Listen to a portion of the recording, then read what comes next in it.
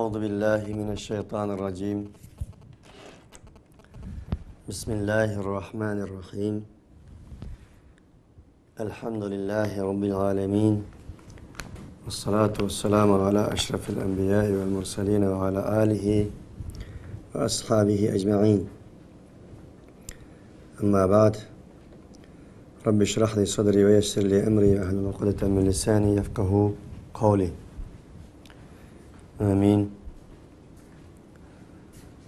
Esselamu Aleyküm ve Rahmetullahi ve Berekatuhu. Aziz dostlar, ilgili derslerimizde İslam Kanunu hakkında düşünce belgemiz, İslam Kanunu'nun dünya ve ahiretlik insaniyetini ebedi baxt saadetga elib boradigan bir qonun ekanligini so'zlab o'tganmiz. Bugun Islom qonunining xususiyatlari va alohidliklari to'g'risida bir qadar ma'lumotlarni bermoqchimiz. Hammamizga ma'lum, Islom qonuni qandaqdir dunyodagi vazir qonunlardek, mayli o qonun demokratiya bo'lsin, kommunizm bo'lsin, sotsializm bo'lsin va boshqa har xil insonlar tarafidan o'tirib qo'yilgan qonunlar bo'lsin, o qonunlarning hammasi bir qancha fard a'zolar tarafidan yoki bir qancha professor, doktor, bir qancha olimlar tarafidan o'tirib qo'yilgan qonundir. Buning uchun o qonunlar zaman va makonga ega, zaman va makonga qaratilgandir. O qonunlar bir zaman insonlar tarafidan to'g'ri o'ttirib qo'yilgan bo'lsa-mu, to'g'ri deb. Ya'ni bir zamondan keyin uning xatoliklari o'ttirga mana deb chiqadigan va bir makonda o makonning vaziyatiga, vaqtlik sharoitiga to'g'ridek qaralsa-mu, to'g'ri deb ko'rilsa-mu, yana bir makonga moslashmaydigan bo'lganligini ko'ramiz. Chunki o ilgari deganimizdek bir qancha maxluq tarafidan ojiz, nuqsondan xoli emas, kamchilikdan xoli emas, xatolikdan xoli emas, o'zimizga o'xshash bo'lgan bir qul, o'xshash bo'lgan bir maxluq tarafidan o'ttirib qo'yilganligi uchun o zaman ve mekanın üstüge çıkamaydıganlığı aniq. İslam kanununun alayidligi şu ki, İslam kanunu qandaqdir vazir qonunlarga o'xshash, yer yuzidagi insonlar tarafidan o'tirib qo'yilgan qonunlarga o'xshash bir qancha sinf, bir qancha ilim ahliler tarafidan o'ttirib qo'yilmasdan İslam kanunu Xaliq Taala ve Tekaddes tarafidan o'ttirib qo'yilganligining o'zi İslam kanununun alohidliklarining biridir. İslam kanunu o olduğan bo'lsa Rabbaniyatul Masdar, ening manbasi, kelib chiqishi, o'ttirib qo'yilishi Rabb Taala ve Tekaddes tarafidan bo'lgandir. Vahiy orqali, malaika orqali Allah Subhanahu ve Taala bu qonunni en oxirgi Peygamberimiz Muhammed Aleyhissalatu vesselam'a vahiy orqali qo'ygandir. Çünkü insan ruh ve bedenden terkip tapkandır. madda ve ruhtan terkip topkandır. İnsanın maddi tarafı yer şardın, tupraktın ve yer şarıga mensup boğan nesidin temin etilgenidek insanın ruhi, ceni hem Rabbaniyetil masdar üstün tarafından kelgen boğanlığı için Allah Subhanahu ve Teala o insanın maneviyetini, ruhiyet dünyasını temin etiş için malaikeler arkalık peygamberlerge vahiy kılgandır. Peygamberlerin ağzı arkalık insanlığa yetkizilgendir. Demek xuddi insanın ruhi üstün kavattin düşken boğaçka, üstün kavattin düşken bu ruhni temin etidigan İslam kanunu üstün taraftan buluş lazım. Kanuniyet. Onun için Allah Subhanahu ve Teala öz tarafından malaikeler arkalık İslam kanununun hareket desturu bağlan Kur'an-ı Kerim'de öz tarafından nazil kılgandır. Onun için İslam kanununun alayetlikleri şu ki İslam kanunu asman tarafından, sema tarafından Allah Subhanahu ve Teala tarafından kelgen buluşu enin alayetlikleridir. Onun için İslam kanunu zaman ve mekan üstüdür. İslam kanunu Ulu Peygamberimiz Muhammed Aleyhisselatü Vesselam'a çürülüp Muhammed Aleyhisselatü Vesselam'ın devrinde kandar rol oynayan bolsa hazır şundak rol oynaydı ta kıyamet kadar yani şundak rol oynaydı. Zaman ve mekanın üstüdür. Onun için İslam kanunu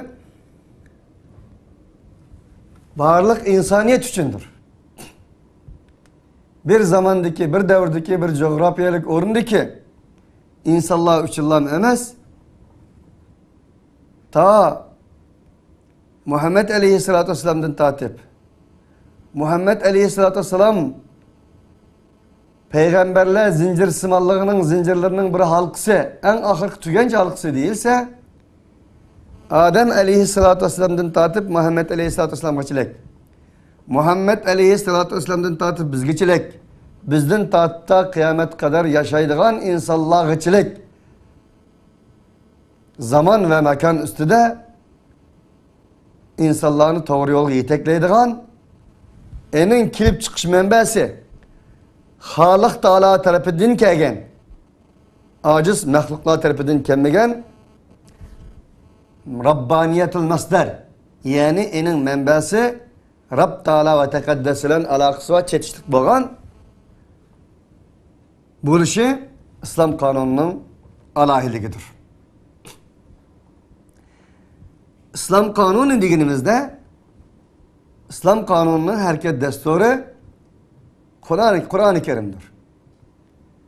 Kur'an-ı Kerim kandaktır bugünkündeki Müslümanların oylığına dek ve çöngüne dek fakat nezirle de ölümle de toy tokılla da jığının aldı da veya kıbımız kabristanlık da veya kıbımız nikah da nezir çırağlarla da enin menisini bilmezsin tilavet kılıp koyduk Allah'ım kitap bulmazsın insaniyet ara talaş tartış kılgan mesele de o mesele ibadet meseleleri olsun. O mesele siyaset meseleleri olsun. O mesele hakimiyet meseleleri olsun. Ticaret muamele meseleleri olsun. Edep ahlak muamele meseleleri olsun. Enin emmisiga hüküm kılışkı çürülgen asas kanundur. Xuddi Allah subhanahu ve ta'ala'nın Sure-i Nisa'nın 5. ayetide tilgağındaki estaizu billah İnna enzelna aleykel kitabe bil hak litahkume beynen nasi bima arakallah ve la tekun lil hainine hasima diye ayeti dikindik.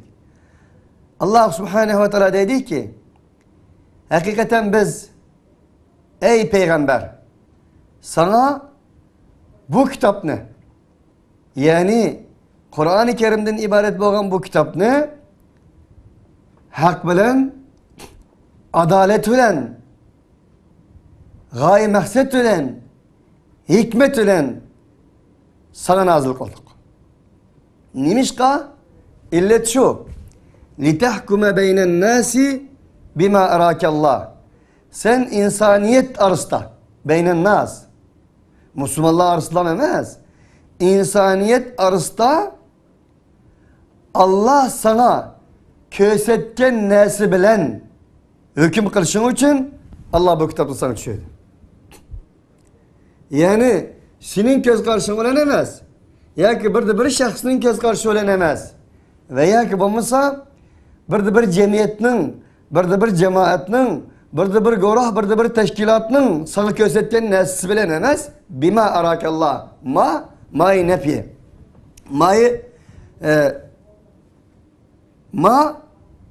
Ma'yı nekire.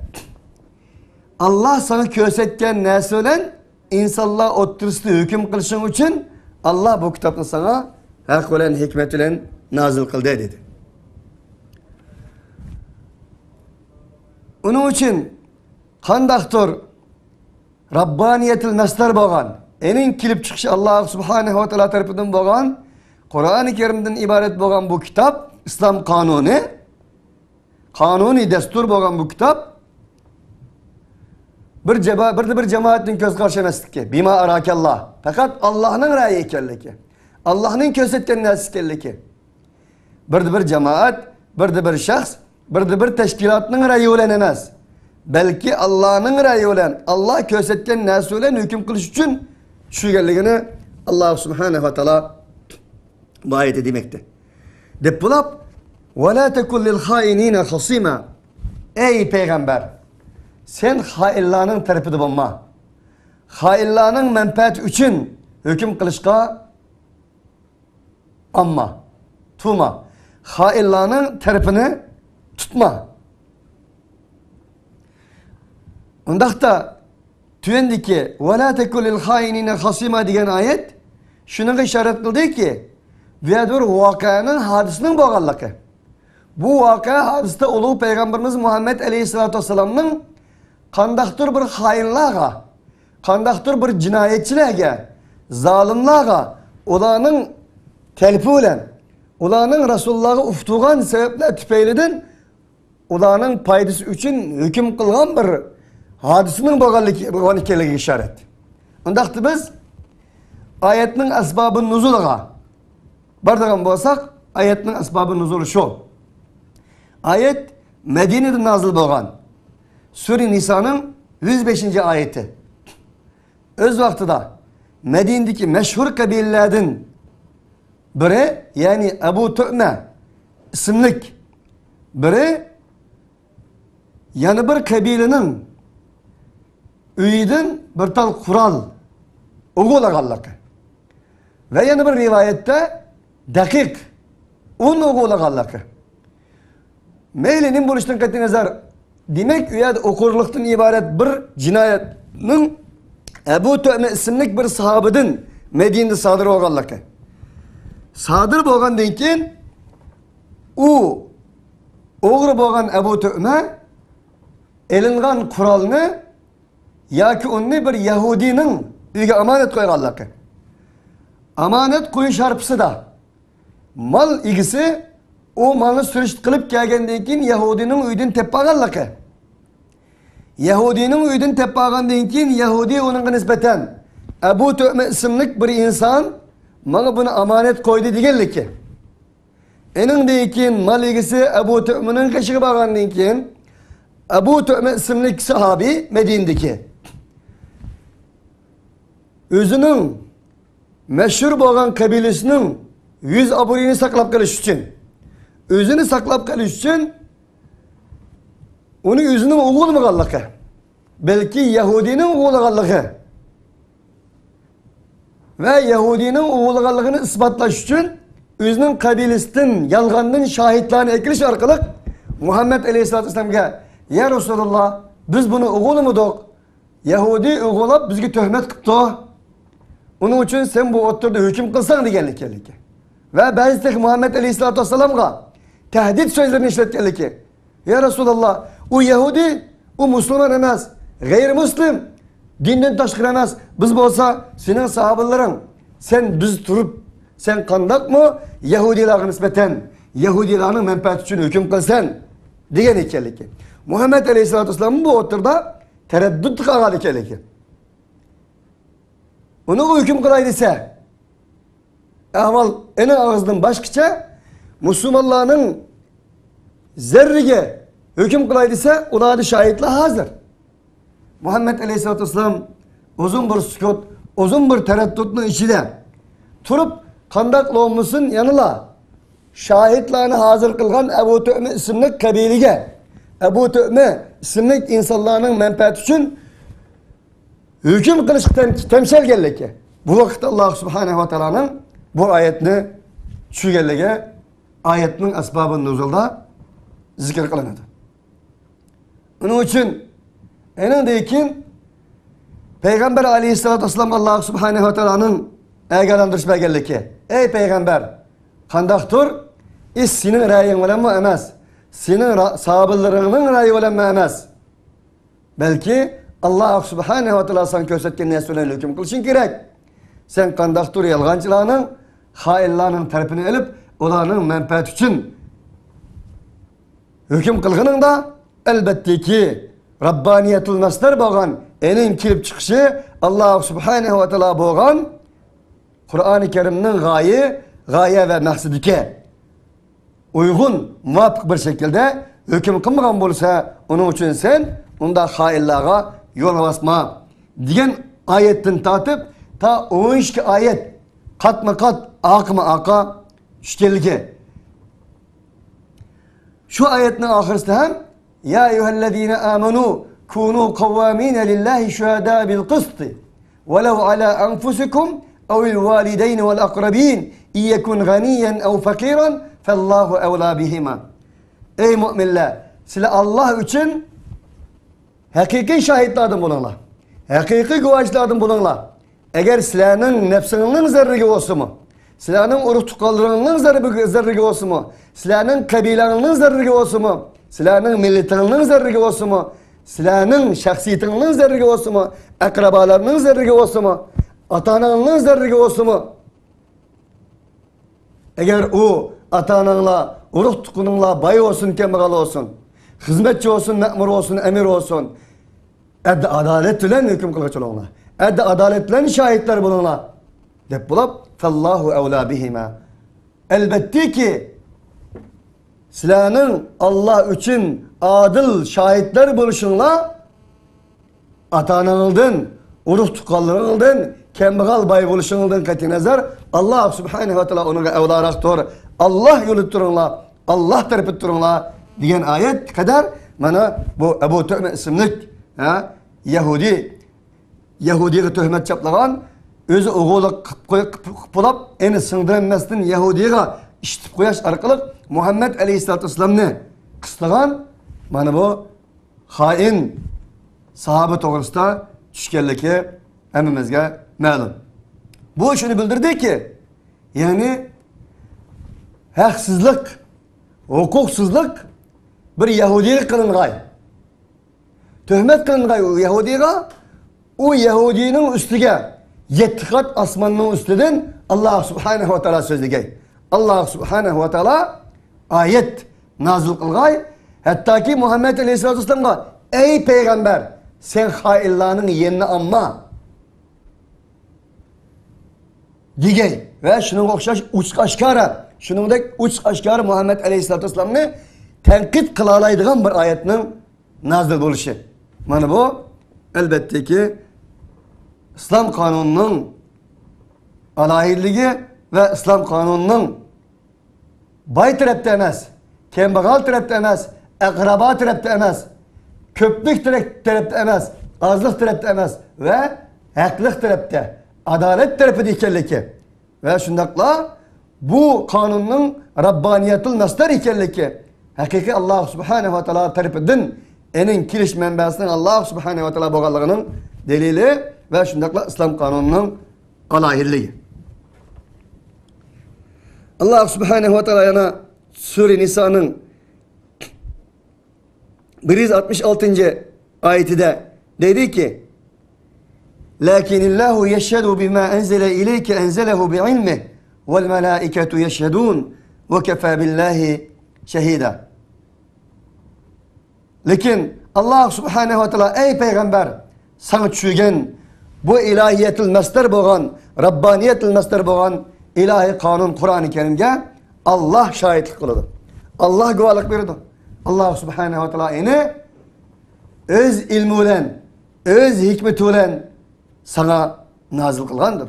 Ve şundakla malaikeler hem bu kanunun ilahi bir kanun ekanligi, o kanunun kandaktır bir taraf tutmaydiganligi, onun tarafının olsa hak ekanligi, adalet, hak, hukuk tarafını tutadiganligiga malaikeler hem güvalık verdi. Ve kefâ billahi şehîdâ. Allah Subhanahu ve Teala elbette şahit buluşka Allah Subhanahu ve Teala bize yeter. Özü kifayedir. Demek küffarla, kafirla elbette ki Allah Subhanahu ve Teala'nın kanununu koyup o kanunun sana düşken ekanligiga işenmezsin seni yalgan çıkardı Muhammed Aleyhisselatü Vesselam. O da aynen şey kılıdı. Özü okşaş mehlukның kanunlarına secde kılıdı, eğildi, eni kanun deydi. Eni tazim bildirdi. Onu büyük buldu. Ama en yaratkan Halik Teala ve Tekaddes'nin kanunu sana çürülgenlik için, sana çürülgen bu kanunga o da inkar kılıdı ve bu kitapның Allah Teala tarafından nazil olganlığı, Rabbaniyetul Mestar, enin menbasının Allah Subhanahu ve Teala'nın kilip çıkışının Allah Teala tarafından boğan ekanligi de şek kılıdı. Ama Allah onun öz şahitlik kılıdı. Malaikeler enin şahitlik kılıdı ki o Allah Teala tarafından çürülgen ekanligiga Allah şahitlik kılıdı. O kanun qaysı o? Sana çürülgen kanun, kitap olduğun bolsa Kur'an Kerim'dir. Dep Allah Subhanahu ve Teala Sure Nisa'nın 166. ayetinde kandaktır insanın zalim ekanligi, insanın cahil ekanligi, insanlar kandaktır Rabbaniyetul Mesdar, enin alayidligi, Allah Teala tarafından kelgen Halik Teala ve Tekaddes'nin sözünü inkar kılıp enin şek şüphe bulduğanlığı.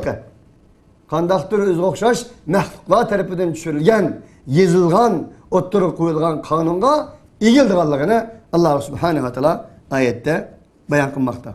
Onun için biz şunu deyimiz ki biz oturup koyatkan İslam kanununun elbette ki kandaktır töttar kemtük aklıva insanlar tarafından alim dava kılgan insanlar tarafından ya ki peylasıflar tarafından ya ki bu bir kança aklı kemtük bolgan yüzünüz okşaş mehluklar tarafından oturup koyulgan bir kanun bulmasın asmanını yaratkan, zeminini yaratkan ve asman ve zeminin arasındaki barlıq neslerini hak olan, adalet olan, hikmet olan yaratkan Allah Subhanahu ve Teala tarafından nazil bolan bir kanun ekanligini uqtirmiz ki o bolsa mı biz oturup koygan İslam kanununun elbette ki Allah Subhanahu ve Teala tarafından kelganligi bu birinci alamet.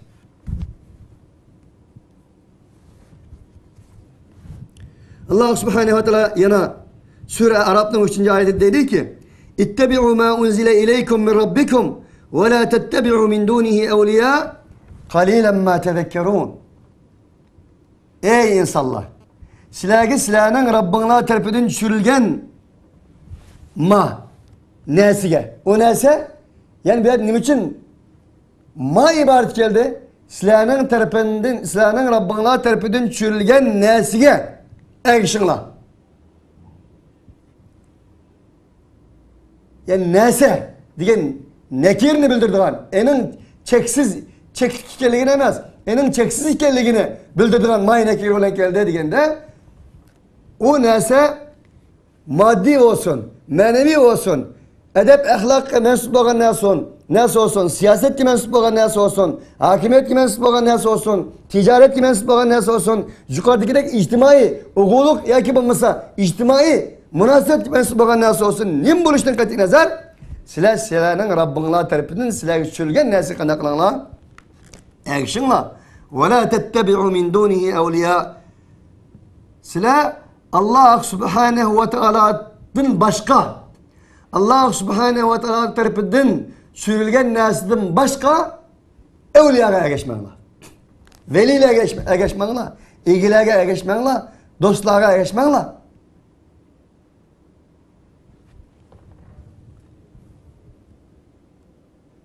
Eğer sizler Allah subhanahu wa ta'ala'nı koyup, Allah subhanahu wa ta'ala'nı taşlap, Allah subhanahu wa ta'ala'dan tüyen boğan, özənlərə oxşaş məxluq qoğan, məxluqlarını xalıq qılğan muamilərini qilish orqali uning ergashsanglar, albatta ki sizlar özəngni ham xar qilgan, özəngliga ihanət qilgan yo'ldan azg'on bo'lasizlar. Chunki ular sizlarga o'xshash məxluq, sizlarga o'xshash unutiladi, sizlarga o'xshash xatolik qiladi, sizlarga o'xshash g'azab va nafratga ega, sizlarga o'xshash xatolik ega, u komil emas. Uning uchun sizlarni u ozdirdi. Deb bo'lib, qalilan ma tadakkarun, ey insonlar, sizlar to'limi oz va'z nasihat olasizlar. To'limi oz eslaysizlar, to'limi oz esiltisizlar, to'limi oz tefekkür, tezekür kılısılar, oyunluslar. İnsanlığın şöyle değil ki, Halik Teala ve Tekaddes'nin menbasını koyup, Halik Teala ve Tekaddes'ini koyup, Halik Teala ve Tekaddes'in tüyen boğan, özü okşaş, məxluqlarının çoğu kanunlarını, məxluqlarının felsefelerini, məxluqlarının zihniyetini, təsəvvürünü dıbı kılıp, onu mahtaş arkalık, onu alaydı köstüş arkalık, onun kanaklı da, erişi da.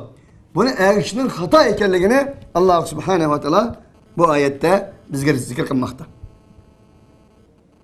Yani Allah subhanehu ve teala ve enzelallahu aleykel kitabe vel hikme ve allemeke ma lem tekun ta'lem ve kâne fadlullahi aleyke azîmâ.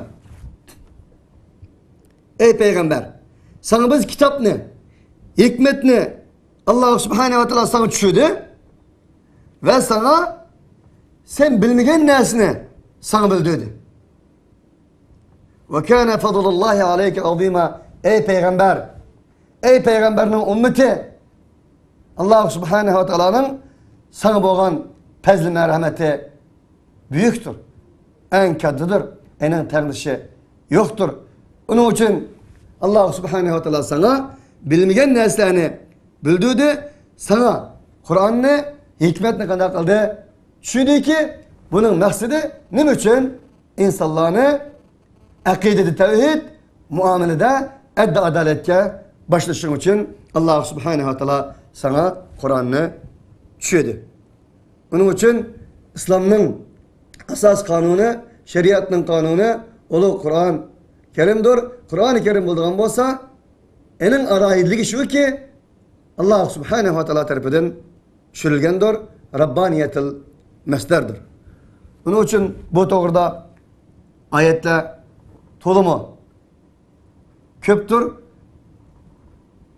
Şunu bugün bu bir kança ayetini huzurunlarga sunuş arkalık bugünkü sohbetimizni müşahede tamamlayımız.